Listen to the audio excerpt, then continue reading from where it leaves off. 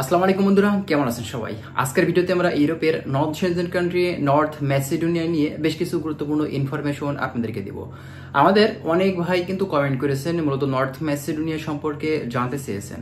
বর্তমানে north ম্যাসিডোনিয়ার visa হচ্ছে কিনা, ওয়ার্ক পারমিট নতুন করে ইস্যু হচ্ছে কিনা, এমনকি বর্তমানে এখন ভিসাগুলো মূলত কোন কোন কান্ট্রি থেকে হচ্ছে, ইন্ডিয়া থেকে মূলত ভিসা করা যাচ্ছে কিনা, এম্বাসি ফেস করার প্রয়োজন আছে কিনা, মানে বিস্তারিত বিষয় সম্পর্কে আমাদের অনেকেই কিন্তু অনেক ধরনের তথ্য জানতে চেয়েছে। তো আজকের ভিডিওতে আমরা কিন্তু গুরুত্বপূর্ণ কিছু বিষয় নিয়ে কথা বলবো। অবশ্যই ভিডিওটি আপনারা না টেনে শেষ পর্যন্ত দেখবেন, তাহলে অনেক ধরনের গুরুত্বপূর্ণ ইনফরমেশন এই ভিডিও থেকে আপনারা পেয়ে যাবেন। যারা চ্যানেলে নতুন আসবেন চ্যানেলটিকে সাবস্ক্রাইব করে রাখবেন।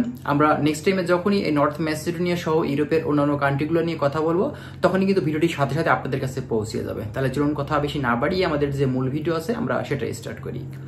আচ্ছা, প্রথমত আপনাদেরকে বলি, নর্থ ম্যাসিডোনিয়া ইউরোপের নন সেনজেন কান্ট্রি, বলকানের দেশ। এই দেশটাতে কিন্তু প্রচুর বাংলাদেশি কিন্তু চেষ্টা করছেন এই বিভিন্ন এজেন্সির মাধ্যম দিয়ে যাওয়ার জন্য। এখন কথা হচ্ছে, অনেকেই অনেক ধরনের স্টেপে কিন্তু দাঁড়িয়ে আছে, কিন্তু এখন পর্যন্ত ভিসা করতে পারেনি। সেজন্যই কিন্তু আমাদের কাছে অনেকে কমেন্ট করছেন, বিভিন্ন ধরনের প্রশ্ন কিন্তু জিজ্ঞাসা করছেন।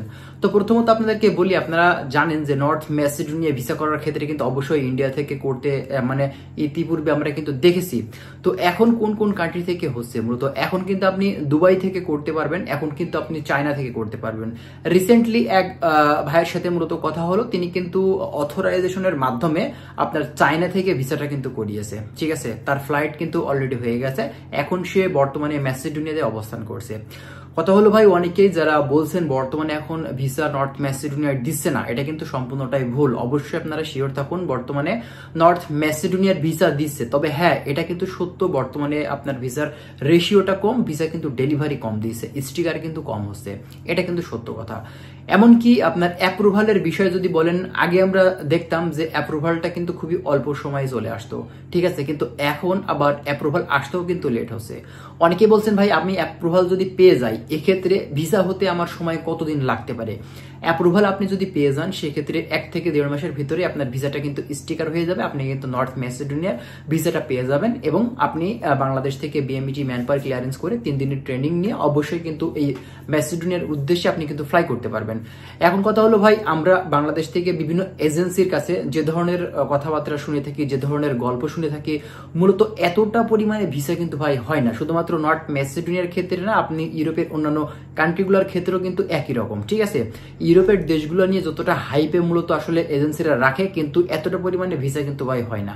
এজেন্সিরা বেশিরভাগ ক্ষেত্রে তারা কিন্তু শুধুমাত্র ওয়ার্ক পারমিট দেখে কিন্তু ফাইলগুলো কালেক্ট করে থাকে, কিন্তু ভিসা দেখানো বা আপনার ফ্লাইট দেখানো এগুলা কিন্তু খুবই রেয়ার, খুবই কম দেখে থাকে কিন্তু এজেন্সিরা।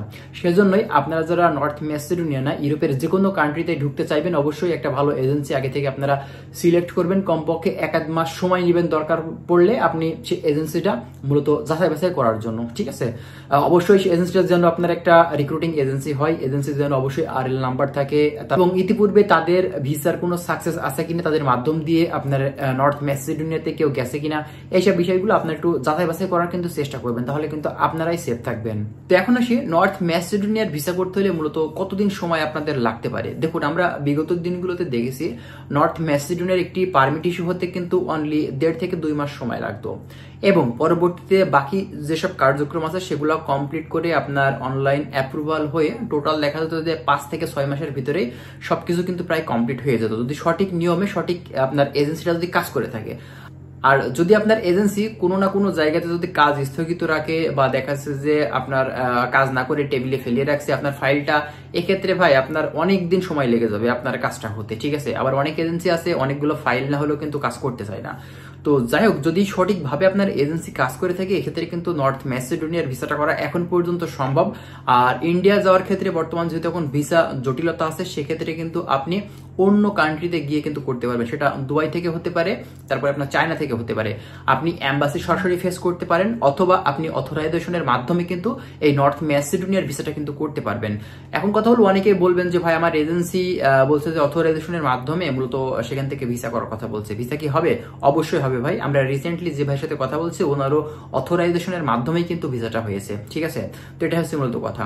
তো যাই বন্ধুরা, আশা করছি বিষয়গুলো আপনারা বুঝতে পারছেন। আর যদি কোনো কিছু আপনাদের জানার থাকে আপনারা কমেন্ট করতে পারেন, আমরা চেষ্টা করবো সেই সব বিষয়গুলো নিয়ে আবারও কথা বলার। তো ভালো থাকবেন সবাই, আজকে এখানে শেষ করছি, আল্লাহ হাফেজ।